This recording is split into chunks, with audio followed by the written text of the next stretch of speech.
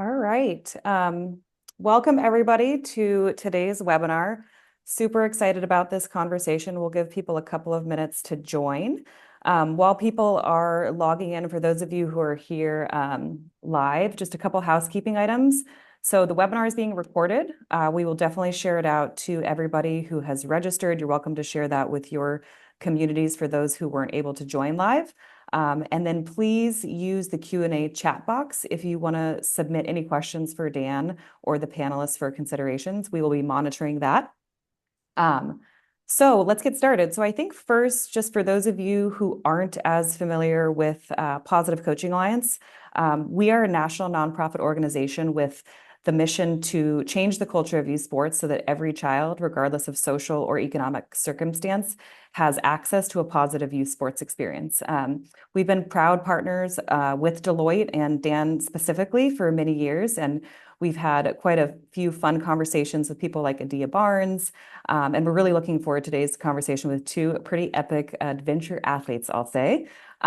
So before I turn it over to Dan, just a few things about him. He is the chair and chief executive officer of Deloitte Consulting. He leads a team of 80,000 professionals who help clients innovatively face today's most complex issues. Outside of Deloitte, you might find Dan serving as the play-by-play announcer for the Georgetown University men's soccer team, or enjoying his hometown near Washington, D.C. with his wife, Christy, and their 4 children, who are all very athletic. And he'll share probably more about that in today's conversation. So, Dan, over to you.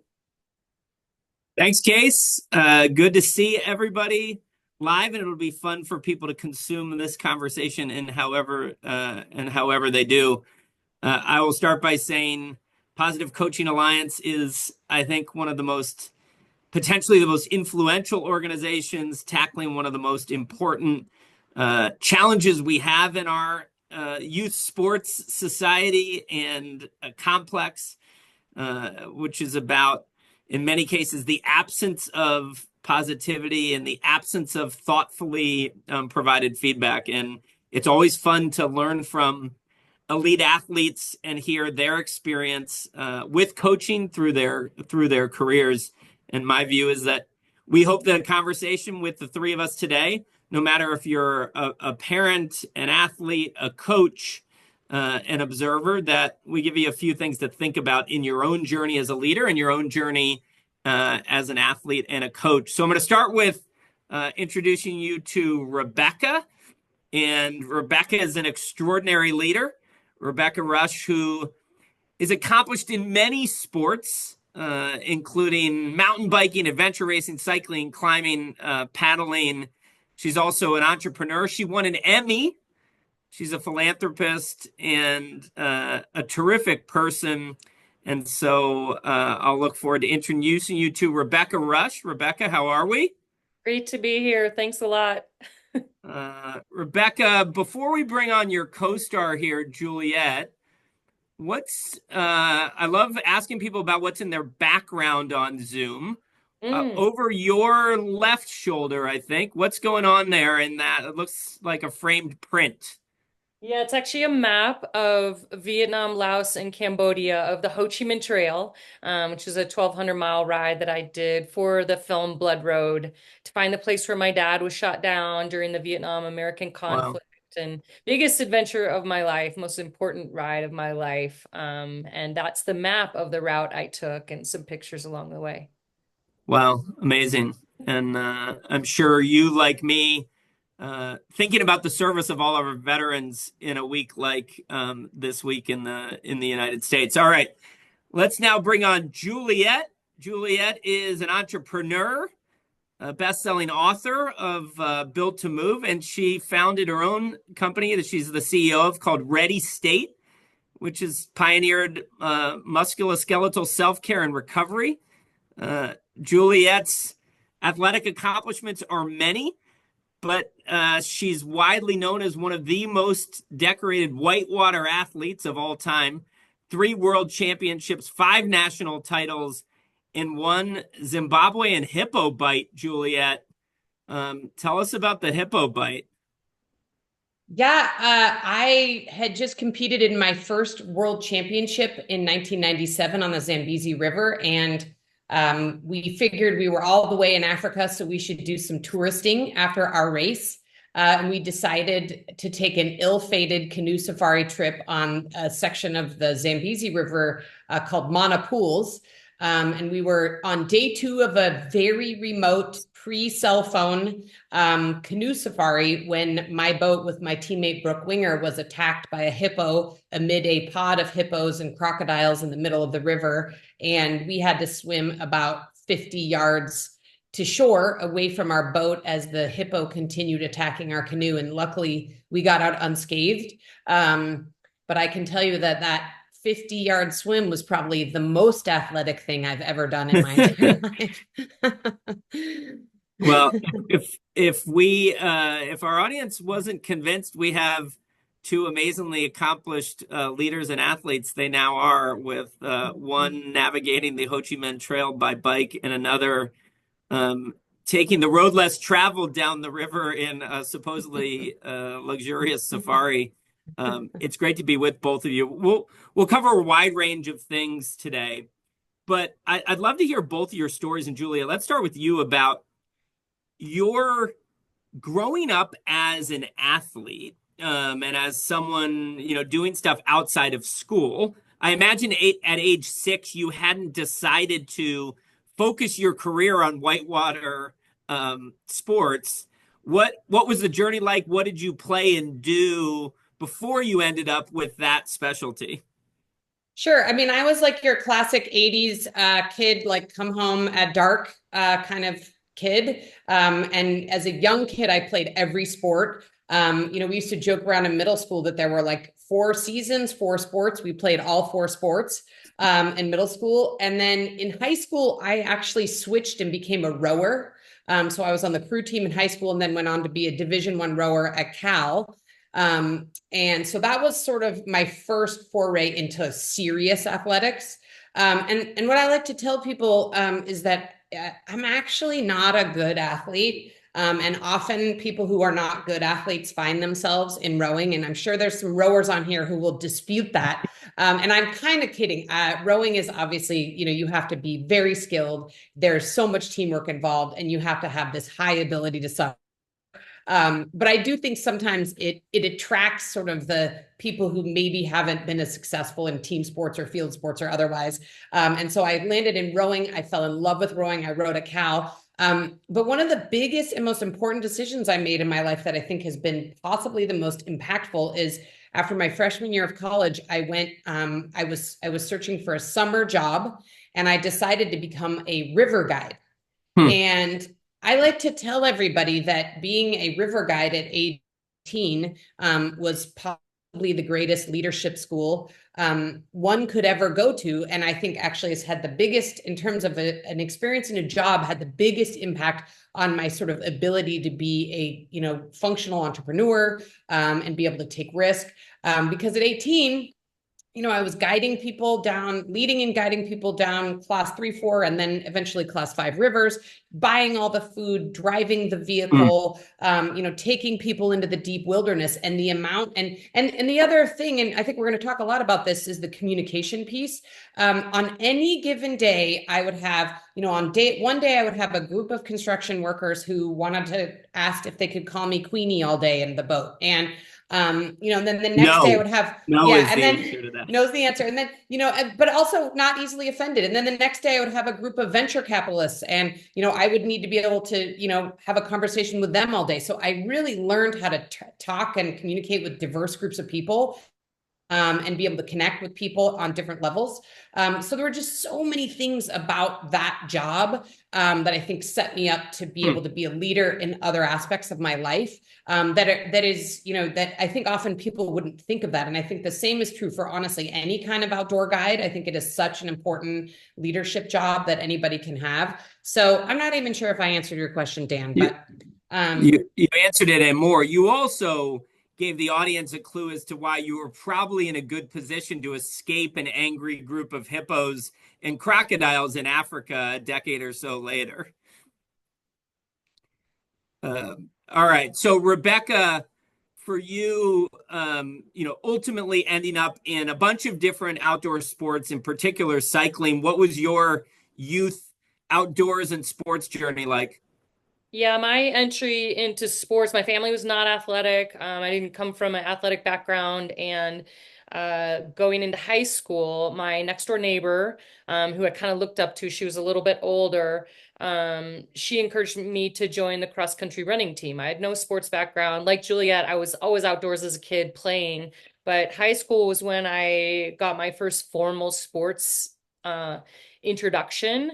You know, we'd camped as kids, we'd go to the Grand Canyon, we'd do stuff like that in the summers, and that was adventure was really impactful. But the team sport aspect in running, especially at that age, was super pivotal for me because I found my community, I found confidence, all these cool things. I made a bunch of friends, which freshman in high school, it's a scary time of trying to find out where you belong. And so that high school running was really pivotal in my life.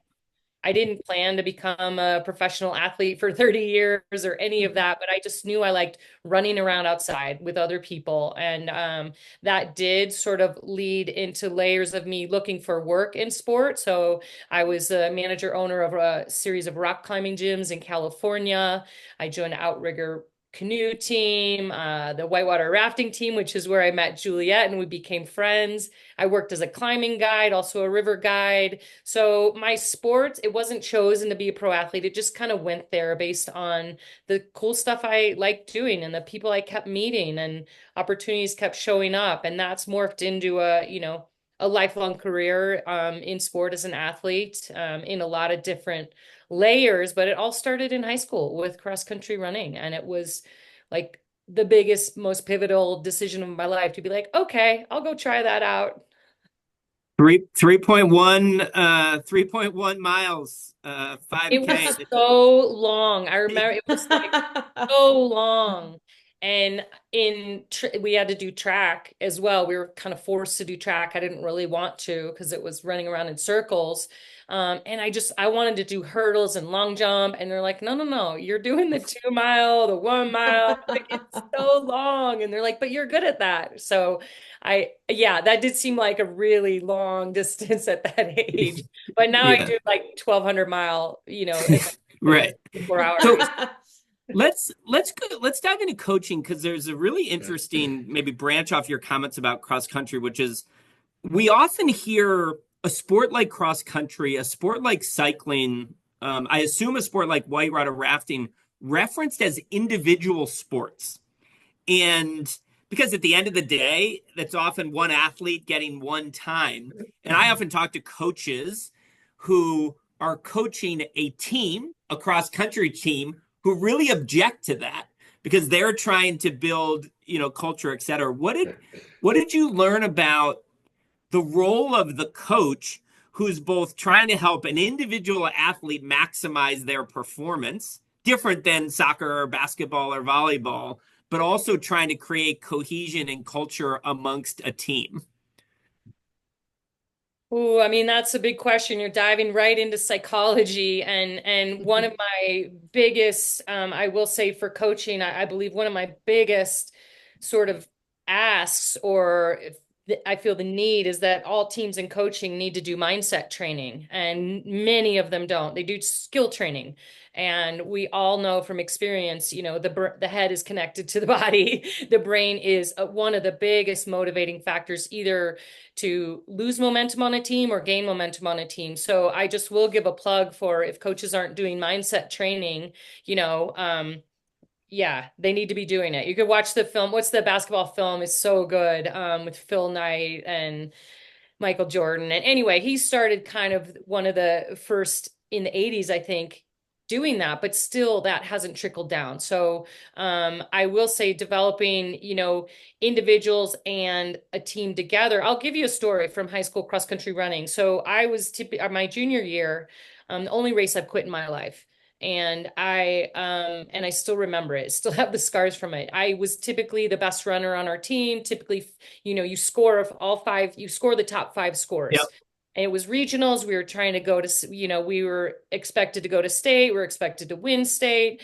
And I had a bad race that day and I stepped off the course. No reason. I just wasn't winning. I wasn't in the front. And I stepped off the course and was so ashamed. My coaches, and they're all concerned. What's wrong? Are you okay? I had no answer for them. One of our slowest runners had the race of her life, and she qualified us for state, and that was the moment I realized I was running individually, and I really jeopardized our team. I jeopardized all those other people having the experience to go to state.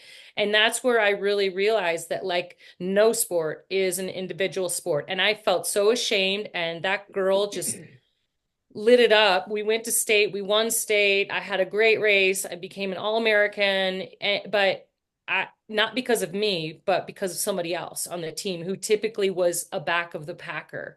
And I will never forget that. So even in my bike racing, there's always a coach. There's always your husband. There's your friend who, in my races that I do that are really remote, we have to carry a satellite tracking device for safety. Like, you're out in the middle of Alaska, they need to know where you are. And I just know that at home, my friends and my husband are watching that little dot on the computer move along, and I feel like their love and attention. And so a coach doesn't even need to be there for an athlete or a teammate to feel kind of the energy of a really good team and someone who's really with you. I feel that with Juliet when I go race. I know she's watching and she's with me.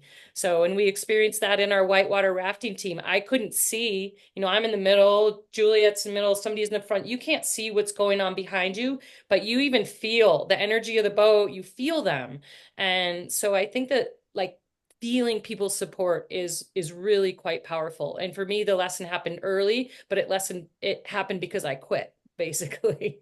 Fascinating. I will say that I was one of those people watching the red dot, and I would have it, I just would leave it on my computer and I would refresh it like 500 times a day. And then, the worst is that sometimes she would stop. Of course, she does need to stop sometimes and sleep and like do normal human things. But when she stops, you sort of become even more obsessed. Like, why is she stopping? Why is the dot not moving? So yeah, I've been in the background of that. I love it. Juliet, think about the coach in your career, and whenever you decide your career started, maybe at age 3, but that had the greatest positive impact on you, and why and how. Just paint the picture of the single most impactful coach in your life. Sure. I've thought about this a lot, and it actually was my high school rowing coach. Shout out to Cindy Bader, who had been an Olympic singles rower herself. But she was the first person to actually suggest to me that I had some athletic chops. As I said, I had played all sorts of sports, and I sort of considered myself to be a mediocre athlete. And there was something about just that, like, slight amount of positive regard and reinforcement that I had something, that there was something within me that I could tap into, that she saw that no other coach before her had seen in me. And literally that was transformational for me in my mentality, in terms of because I do think all athletes, perhaps maybe girls and women more than boys, but I don't know, are really need that positive reinforcement and motivation. And I know I was one of those people. And so right at this perfect moment in my early rowing career, she made it known to me that she thought I had something special, and that I could do something as an athlete. And literally I 180'd my self-perception because of that small bit of encouragement she gave me. I don't even think she to do it, right? It was just part of who she was. But I 180'd in my perception of my own abilities. And it gave me this, like, permission to be there in a way that I hadn't felt before. And it was so motivational that in high school, we actually had rowing practice in the afternoon in high school, but once she gave me that little bit of permission, I started waking up at 6 o'clock in the morning on my own in high school and going for a run and lifting weights. Like, this wasn't prescribed to me. She didn't tell me to do this. I just had this little bit of permission, like, there's something to this, you have something. And just that alone motivated me to be like, oh, I'm going to do 2 a days on my own without being asked. And I'm going to show up differently. And, I became the team captain, and we went on to win a state championship, in my high school rowing, on my high school rowing team. And it was, I've thought a lot about how it was just this little moment of permission and positive regard that I was meant to be there, and she saw something in me. And honestly, that confidence has carried with me. Like, I have now That's amazing. I've always felt like I can be there as an athlete. Like, I got this. I hope Coach Cindy knows that. And if she didn't, does. Okay. She does. I actually talked to her about it, because it wasn't until I was almost in my mid 40s, actually, where I was able to sort of process it and think about, like, what was that, right? I just was busy doing life. And so I've had a couple of really awesome conversations with her about how important, that moment was for me. It's so critical. And this, I know the three of us all believe, translates into any adult workplace, whatever your profession is. These moments that matter, that transform, in your words, the mentality of a person and their self-belief, they can be 90-second moments. They can be things that the coach or the feedback provider might otherwise think of as the normal thing that, have this effect. And it's, to me, one of the greatest gifts of the platform of leadership, the platform of coaching, is the chance that you might spark in someone the belief that, she sparked in you. Yeah, it's really amazing. And yes to that. I mean, yes to coaches who can make that huge change in people's lives. I mean, how awesome is that? Now, let's talk about that in the context of coaching that isn't 100% affirming. This is something we talk a lot about at PCA, which is the process of providing feedback, the process of receiving feedback. I think sometimes leaders mistake that positivity and the Positive Coaching Alliance means 100% recognition and no, critique or development. And of course, it's the mixture of the two that's important. It's the manner in which it's, provided. Juliet, can you reflect on the way you like to receive feedback from a coach? What's most effective to you? Maybe how have you evolved in the way you receive feedback over time, if you have? Sure. I mean, I will start by saying, as was probably obvious from my prior comment, that I obviously am someone who needs a bit of, or at least at certain phases of my career, needed a bit of positive reinforcement. And I am actually someone who prefers really direct feedback. I don't necessarily need my coaching feedback to come in sort of a positive sandwich. I don't want it to feel passive aggressive or demeaning at the same time, but if I just need to make a tweak in technique, for example, it's much easier for me to receive it if it's just told to me in a direct way. To me, that is the best way to receive it. And also, the other thing I don't prefer is overly long explanations. For me, I actually have to try, when I'm doing anything that involves, changing my technique with my actual body, I actually need to try and do it. I don't need to over intellectualize it. I actually need to go experiment. So for me, positive reinforcement and super direct coaching feedback is the way that I learn best and find that I'm best able to improve. Now, as a leader, what I try to do is actually be much more adaptable, because I've employed so many people over the years, including so many coaches. And I have learned, and what I've tried to learn as a leader is actually to be very flexible in my leadership style. Like, I don't have a leadership style. My leadership style is really dependent on who my audience is. I have currently an employee who is extremely sensitive, and not in a bad way, just that's who he is. And he is someone who can't just take very direct feedback without it sort of wounding him a little bit. And I know this about him. So the feedback that I give to him is very different than, I had a coach that worked with me for years. She actually was from Russia.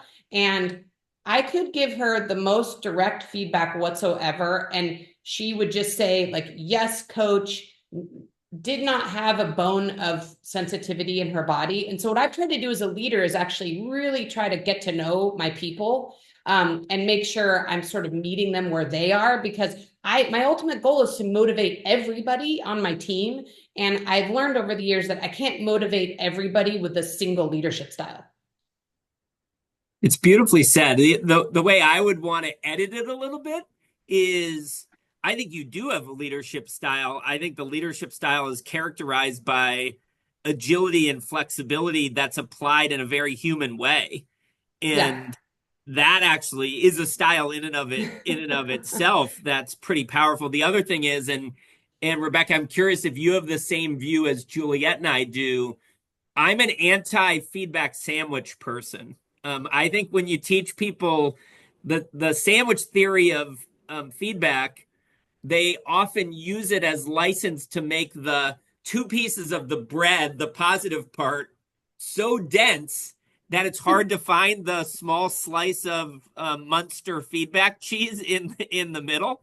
And the directness is my preference. But Rebecca, reflect on your own journey with feedback, how you like to, receive it, etc. Yeah, and with the sandwich idea, I'd say, you need the bread, you need the Munster cheese. They just don't need to be delivered at the same time. So you're giving them the positive when it's appropriate. You're giving them the constructive criticism when it's appropriate. You're not trying to hide something, like you said. You're being authentic, you're being honest, you're giving feedback, but it doesn't need to be, in the sandwich. And we all know the term, the four-letter word, I won't say it here, but all the parts of the sandwich are important, but just not at the same time. For me, I like Juliet, I needed some positive reinforcement. I was a pretty insecure young kid. High school was great. I went to college and then had a really negative coaching experience. And the result was I quit the team my freshman year because it was pretty demeaning. There was no positive reinforcement. And the way and so often we learn from how we don't want to be. The way that critique was delivered from this coach to, a bunch of young girls, a male coach, but it was really the style that it was delivered was kind of aggressive of we're losing because of you, or you aren't doing this right, instead of hey, we can help you develop this skill better. So you can phrase, it's all in the phrasing, first of all, and I think it's in the motivation of the coach or the leader that's talking. Do you really care about this human? Do you really care about the team? Are you trying to build winning human beings? Or are you trying to just look at the bottom line of your finances, or if you're not first, you're last, if you're coaching? And so really, where does the feedback come from in the heart? Do you truly want to help these people be better? And if so, then yeah, I'm a fan of direct. You don't need to beat around the bush, but I'm also a fan that direct doesn't have to mean negative. And that was the coaching style in college. Direct can be positive, and it's direct and it's solution oriented. What I like to do is I also will ask and listen more than if I'm trying to give feedback. I'll ask and be like, how did you feel about, that speech or whatever? And so then it's a dialogue, and then you get the person to self-evaluate as well. And that's been a really strong, then it's a discussion. Well, you could have tried this, or how'd you feel about that? So that has more how my business leadership style has developed, is learning to listen more instead of just telling people. Yeah, I love it. I think the listening balance is important. The other thing I've tried to practice increasingly to create an environment where feedback is thoughtfully received is proactively share the things I'm working on to develop better, feedback I've received and how I've processed it. So this becomes not a leader and follower. I am, the oracle who has the feedback that I will provide you, but it's more of a 360. By the way, I should have recognized, I believe it's the first time since maybe 1995 that Munster cheese has been referenced twice in a conversation by adults. So it's a big day, for the Munster cheese fans. There's a question that came in before the webinar I wanted to explore with both of you, which the person framed as, what's the process of finding the right coach for an athlete look like? And I think as I thought about that question, there's a lot of contexts where you don't get to choose your coach. In high school, you go to public school, you're going to have the coach you have. But there are a lot of times you do choose your coach. It's youth club sports if you might be considering multiple travel teams. It's certainly if you want to play college. And then as athletes at the professional level, like both of you, I anticipate that you've gone through a process yourself of trying to figure out who the right coach is for you, probably have changed coaches over time. Just, Juliet, talk about that process and how you've evolved your thinking about what the right coach is for Juliet at any point in time.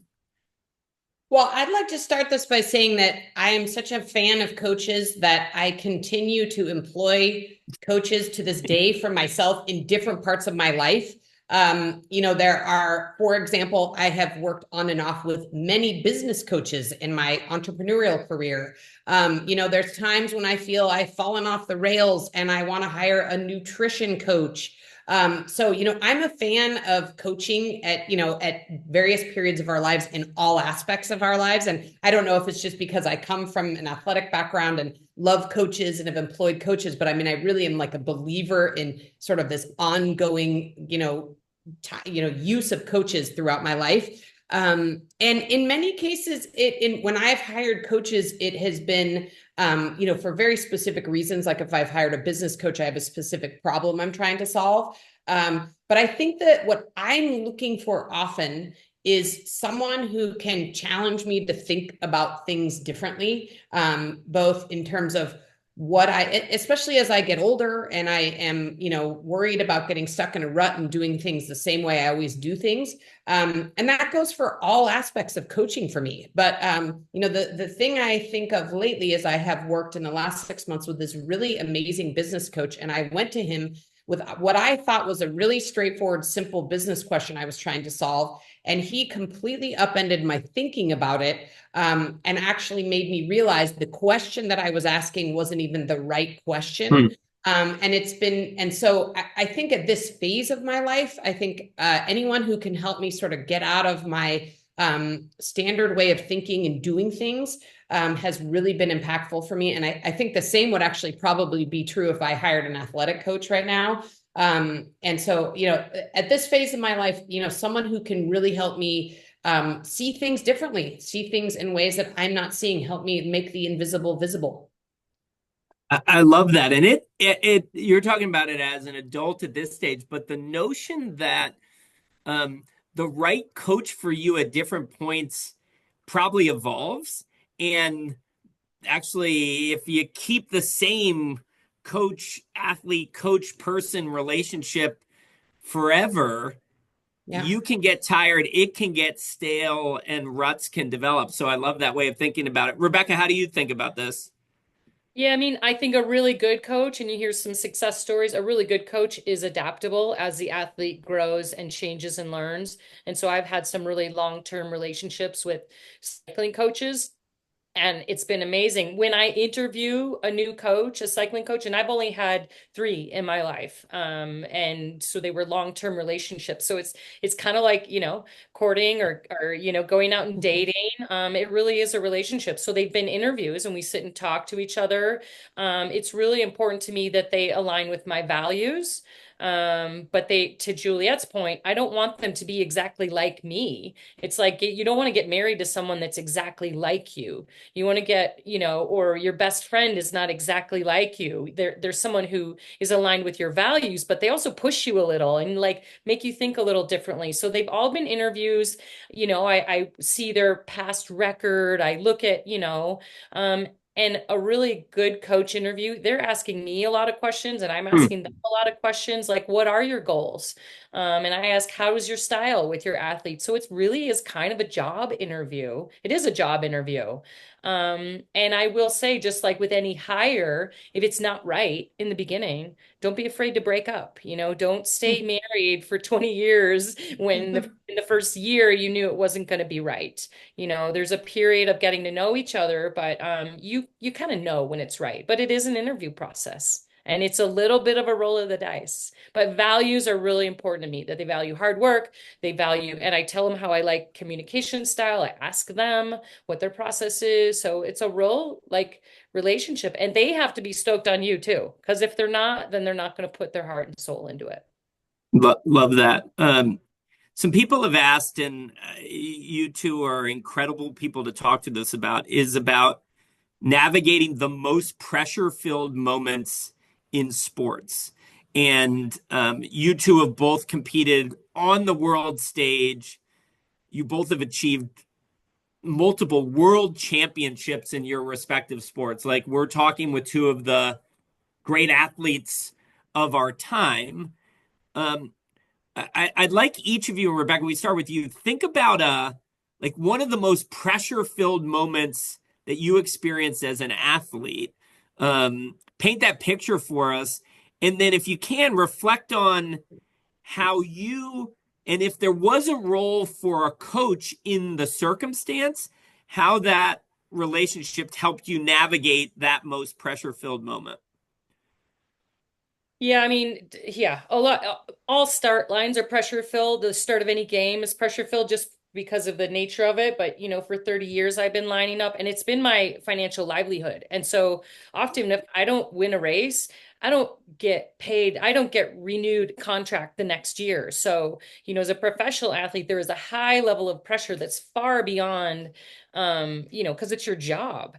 And I don't Yeah. want to lose my job. And so, one thing that I have two things to talk about. One is, learning to control the controllables. And I started to learn that, standing on the start line, super anxious and like being like, oh my gosh, there's all these fast women, da, da, da, da, da, da. It kind of doesn't matter what they do. I have no control over it. And I think about our energy and the body doesn't know if you're burning calories on being stressed out at the start line, you're actually, you're burning precious fuel that you want to be putting into the pedals. And when I started to learn that the body doesn't know the difference between anxiety and excitement, they're actually neurochemically the same thing. And so if I could flip this, like, this is going to be exciting, I'm going to do my best. And it's the shifting the mentality from doing your best to being the best, which is really hard in professional sport. But once I let go of that, it's something I kind of wish I'd learned earlier in my career, is kind of how to control the nervous system, how to shift fear into excitement, how to breathe. And I really use breathing a lot on the start line. And this idea that we have only, especially in endurance sports, we have only so many matches to burn.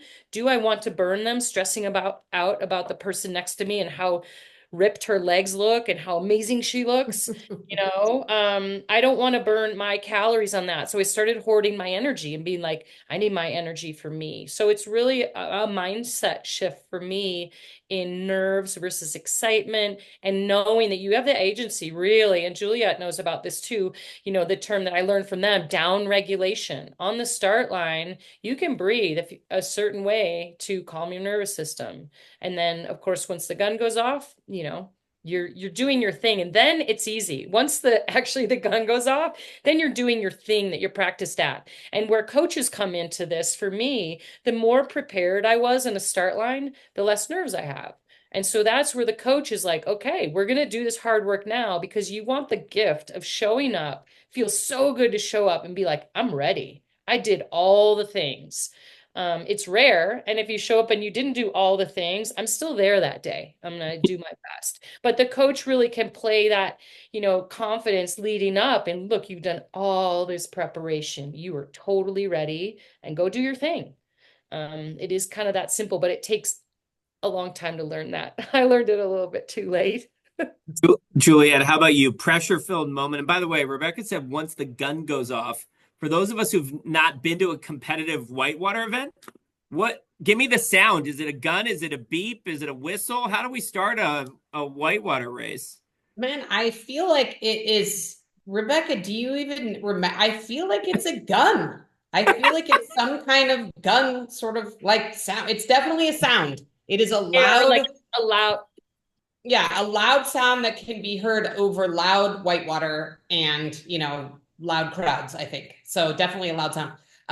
Yeah, I mean, I completely agree with everything Rebecca said. I think for me, it's three things.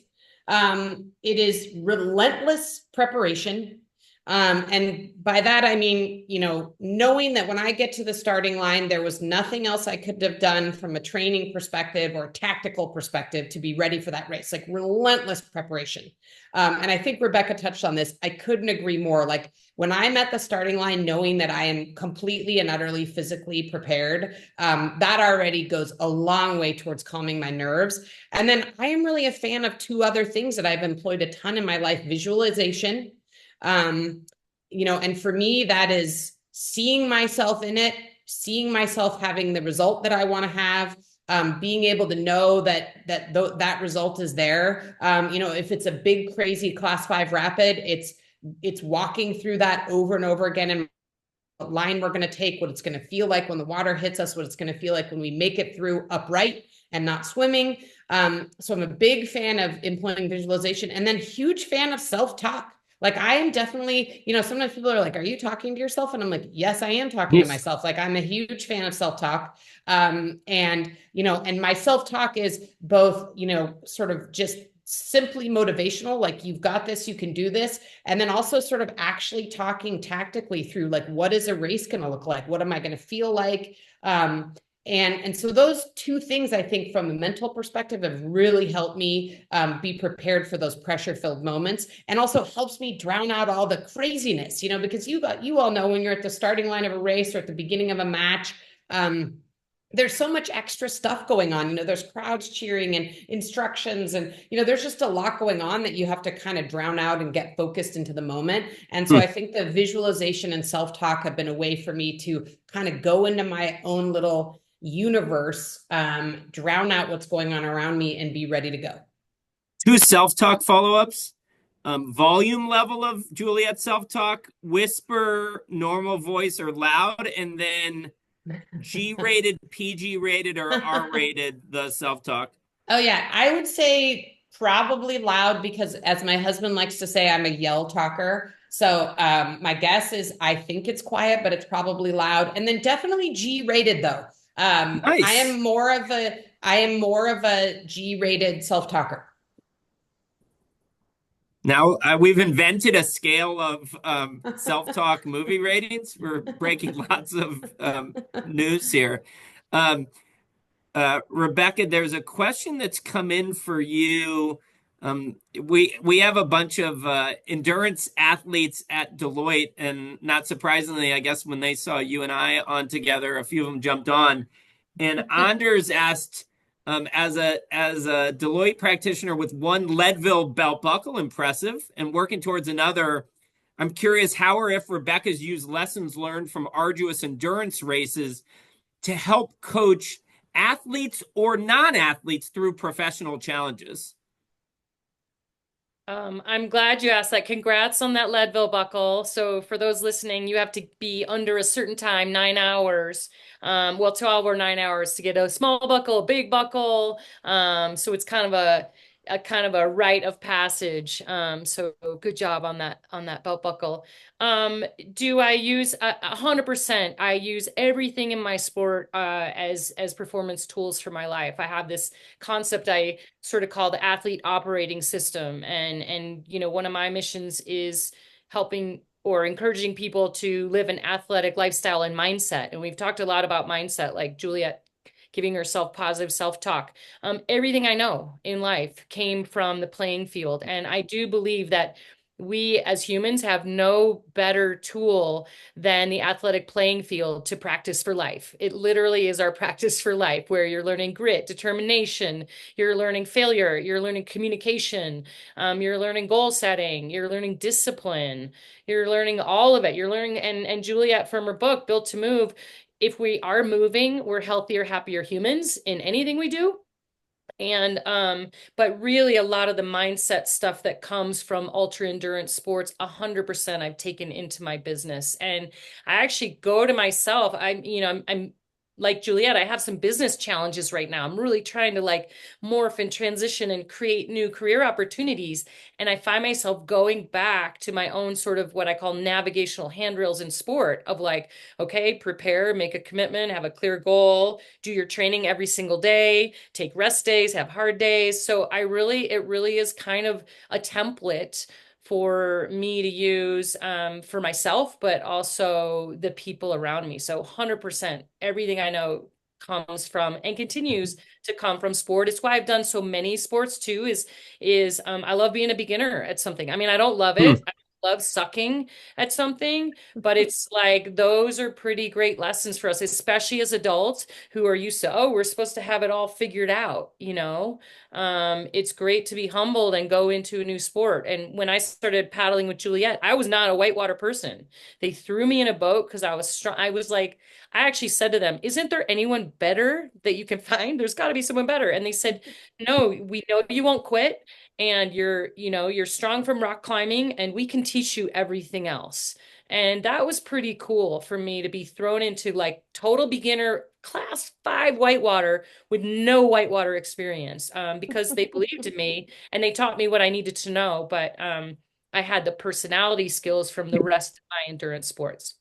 Rebecca, I think your resume would suggest that it's good that you don't like sucking because you've been pretty damn impressive at about 15 different sports globally. So it's incredible. Juliet, one of the reasons I love PCA is we attract people from all different kinds of sports. So we had a question in that I'll ask you that came from someone who's in the star cheerleading industry, an industry that my guess is the three of us know less about than the sports. But the question's really thoughtful because it's about, and you'll draw on your career on this, it's about how you motivate and communicate with staff that aren't full-time. Many of them are remote, some are voluntary, and how you create culture and communicate and mentor and motivate when, unlike me, who has all full-time employees, and how do you motivate a group that doesn't look like that?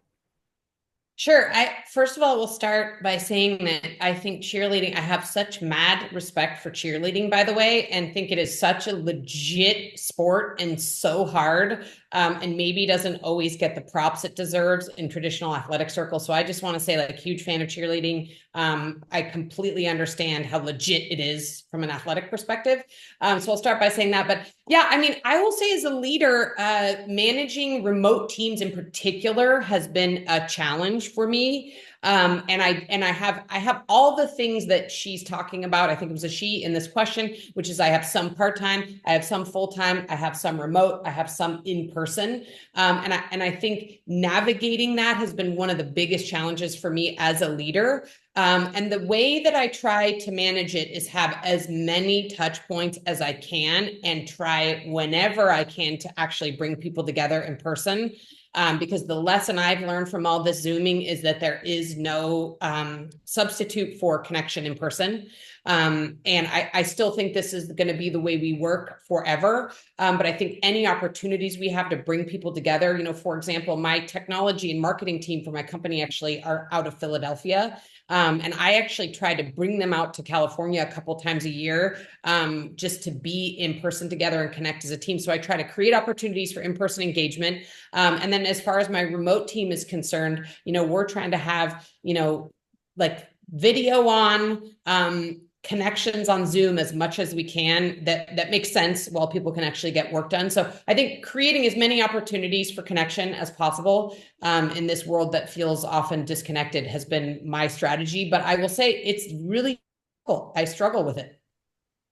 I'm glad you added the on-camera Zoom part, because I do think there's no substitute for in-person connection, but I actually think you can learn to be a very authentic virtual interactor with people that you don't know as well.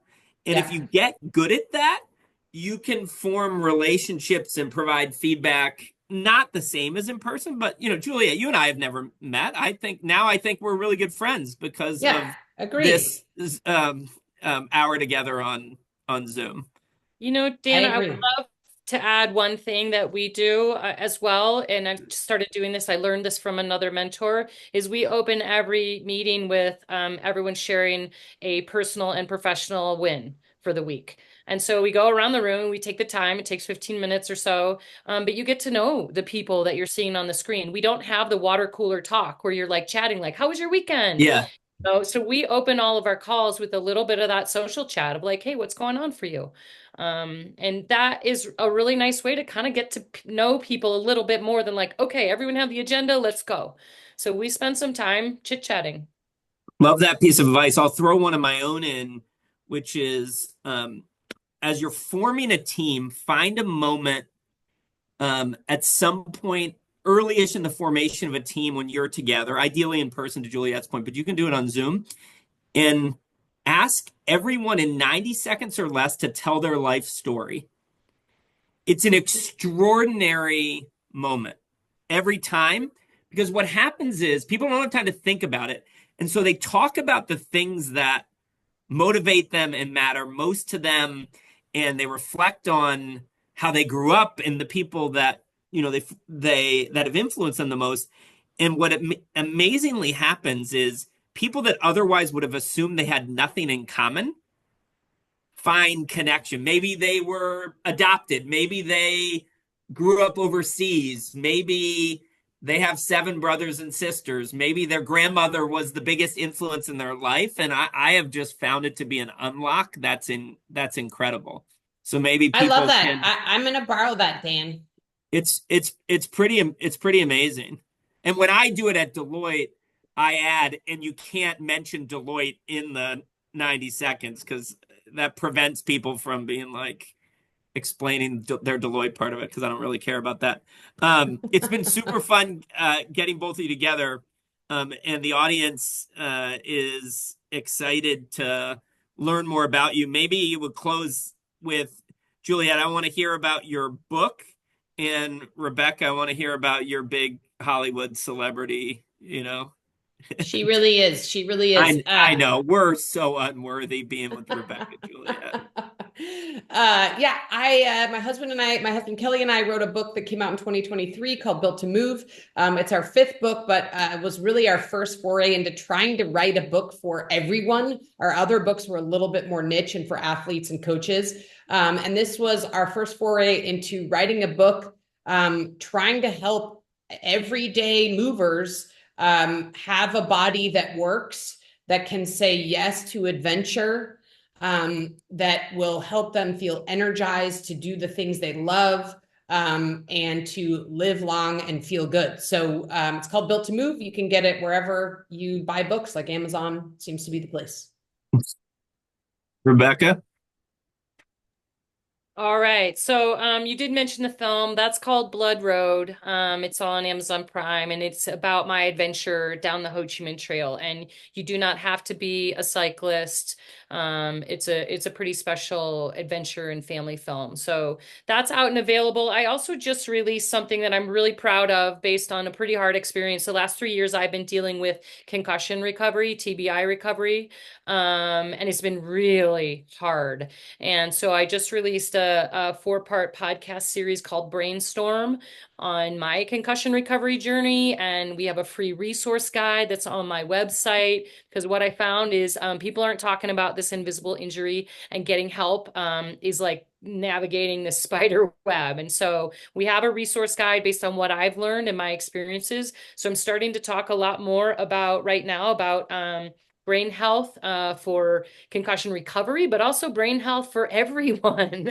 And so, yeah, those things are available on my website, which is just my name, RebeccaRusch.com. Love it. All right. Closing question for both of you, which I'm fascinated to hear the answer to. What's left on the adventure experience bucket list that you haven't done yet that you hope or plan to have happen? Julia, what's left? Oh my God. I mean, I actually have like 1,000 things left on my adventure Okay. bucket. We don't have time for that. Some of which I want to do with Rebecca, but because we were talking with Casey early on about Alaska, and because I'm a river person, it is on my adventure bucket list, a trip on the Alsek and Tachachini rivers up in Alaska. So that's on my own bucket list. Rebecca? Well, there's two bucket lists. The adventure bucket list, which same as Juliet. I'd like to go back to the Iditarod in Alaska, do the winter bike expedition. I've done it a few times, but I've only done the short course, which is 350 miles. There is a 1,000 miler, so which takes about a month on the trail. So that's on my adventure bucket list. I'd love to paddle with Juliet again.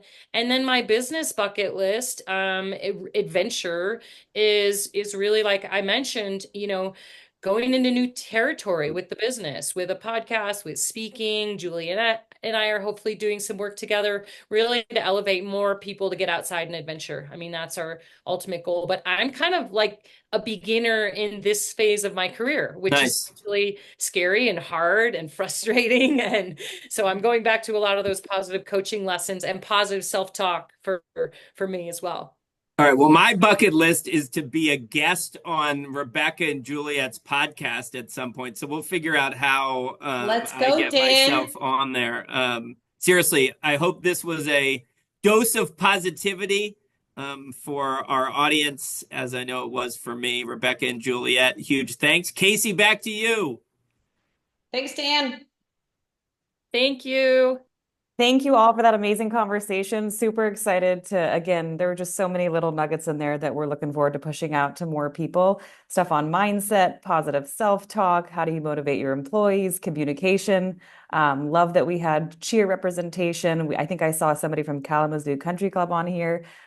Just a wide variety of attendees, and know that it'll reach more people after the fact. So in the chat, you'll see I put a link to Positive Coaching Alliance's website, and then also Rebecca's Instagram, Juliet's Instagram. If you follow them, you'll see all of their updates, can learn more about their book, their activities, and then, of course, Dan with your LinkedIn presence. So thank you all. Hope everyone has a wonderful weekend and look forward to connecting again soon. Thanks, everybody. Thanks for having us. Take Bye. care. Thank you. Bye. Have a great weekend.